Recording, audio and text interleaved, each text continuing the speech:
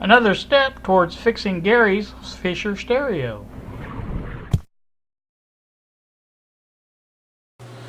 Good morning, YouTube. On this Sunday, it is 11:11. It is in the morning. I have finally decided to do something. I know some of you guys probably think he's never going to work on anything again. Well, no, that's not true. I have my moments. Everybody does, I guess. You get in that mood, a funky mood, whatever you want to call it. I just don't feel like doing something, and I know I got things to do. Main things I'm going to do today is, you can see this transistor here. This is a bad transistor, and these are new good transistors. Now they're obviously not the same transistor, but that's okay. And for those of you that think the sound is fuller on this camera, it is in a way, but in a way it's not, because I'm sitting, my mouth is probably less than 3 inches away from the camera itself, and of course now the camera, I believe, I'm going to peck on these. This is one microphone, and that's the other one. So I think that's the way that's set up.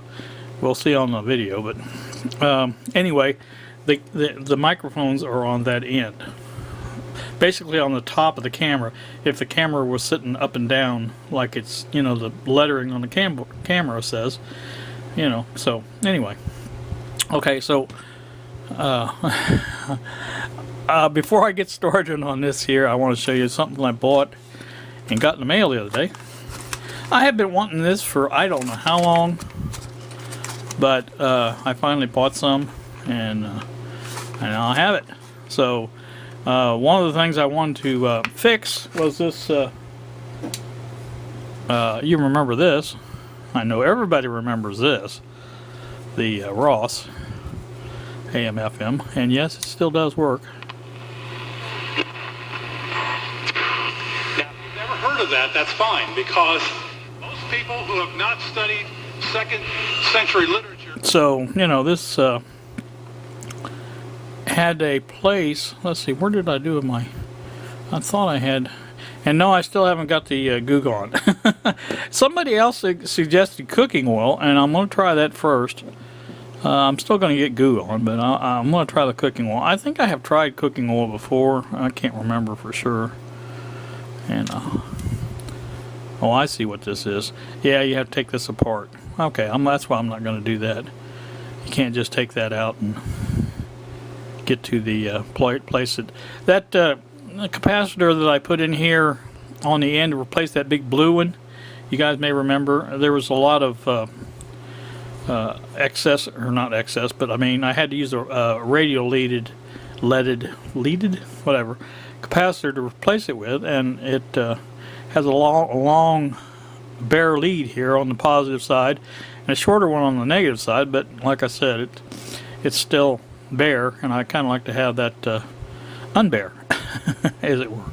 So I was thinking about trying out the tape with that, the liquid tape that is, and seeing how that worked. So may do that. I don't know if I feel like it, but main thing I want to do today is get these leads transferred over to a different. I've got to go through it now and figure out which one was which, as far as the comparison. And it probably doesn't matter about the wires that much. I mean, one of each is what I'm going to do. So if I use the ones on the wrong transistor to put on the wrong transistor, it's not a big deal. So I think I'm going to cut the leads off of here first, and then just on the new ones, I think I'm just going to do a joining, a press fit type solder job. I'm not going to. In fact, let me get one of these out here. I'm not going to wrap them around, I think, like they are. Excuse me. And let's see, this is going to bring, where this sits is going to be just about the same, actually. If you look at that close, it's not too far off. Well, even if I get it up there, yeah, see, that's just right on the same thing. Of course, now the leads are closer together on the new transistors, but that's not a big deal either. because I'm gonna lay the solder a piece or tin the leads on this, solder the leads to that, and be done with it.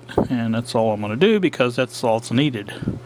So it's not that it's hard to unsolder those. I've got my soldering iron heating up.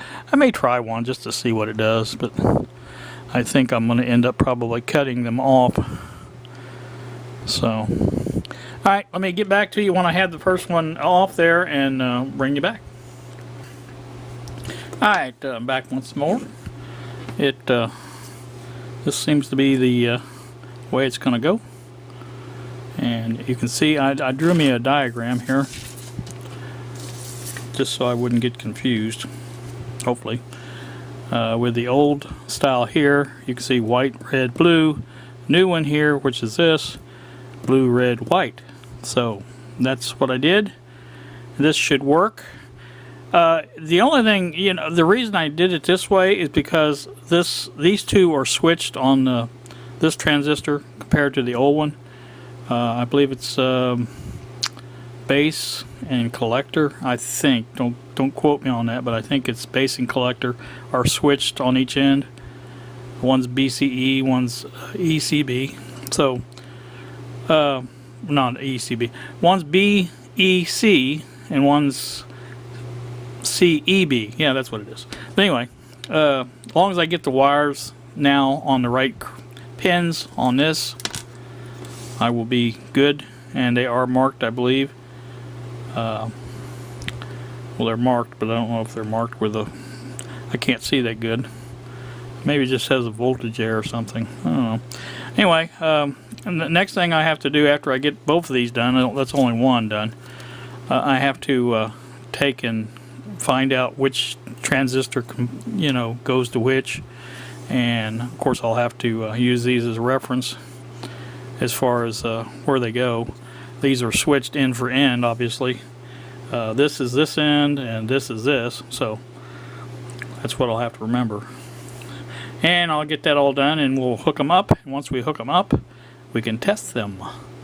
Yay! That will be the crowning achievement of this video. So we will get back to work and put the other one together and see what happens. And almost just like magic, there's the second one done. How about that? I also was playing around with this diode clamp, or whatever you want to call it. I think I can make these work for these transistors. Well, this work, I should say. There's only one of them. I'll just have to do some cutting here and some shaping, but I think it will work just the same as it did on the other ones, just a little bit different. And we'll make that happen, but that's nothing we're concerned with this time. The only thing we're concerned with this time is to basically hook these up the same as they were and test them out.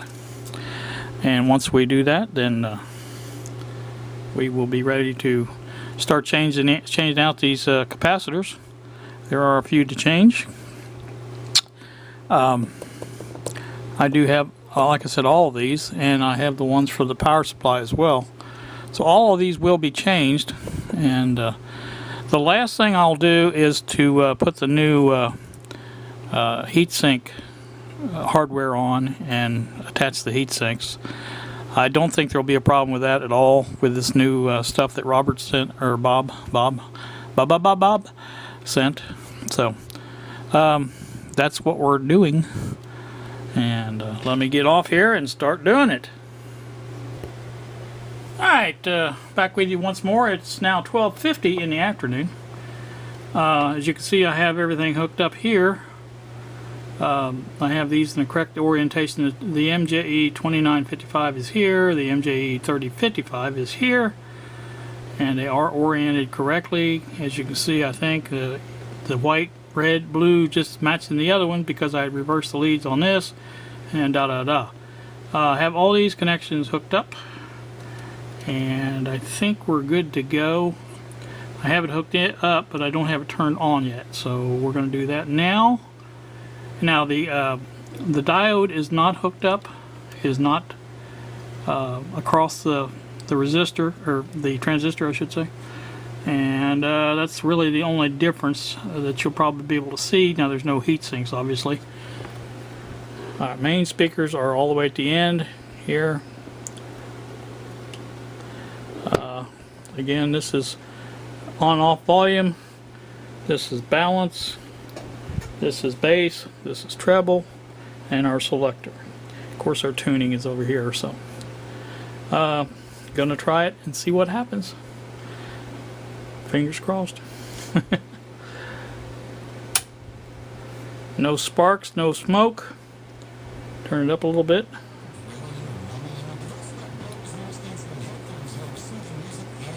I hear, I'm going to turn it down. I hear music coming out of both speakers. I'm pretty sure we're not on a good station, so let me do that and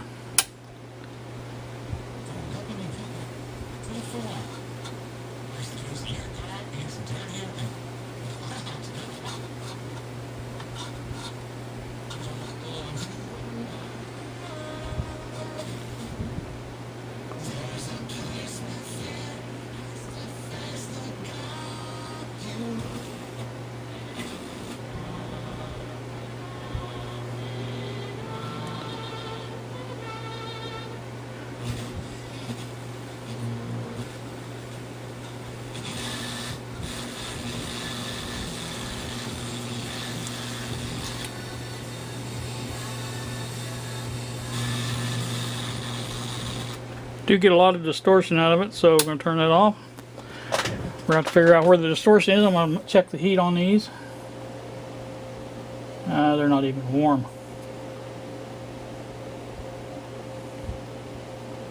So I think I can put a little more cold to it. See if we can get a better sound out of it.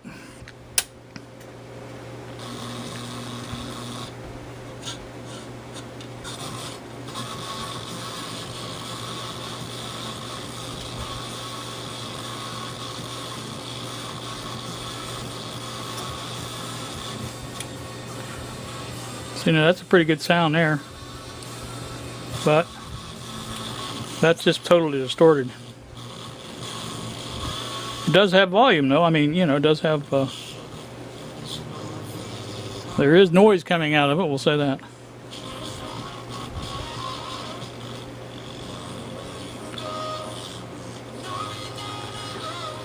So we're gonna have to find out what the distortion is, where it's coming from. We'll have to get the signal tracer going again,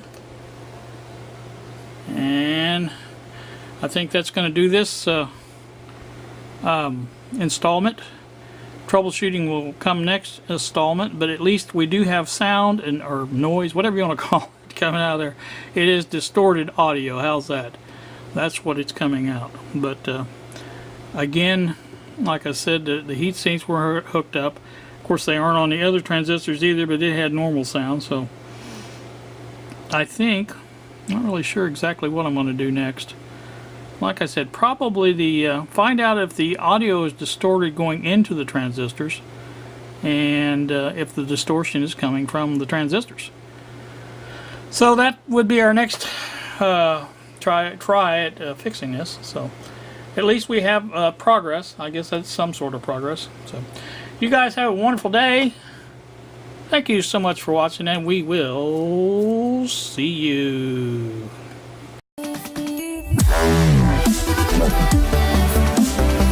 Wow.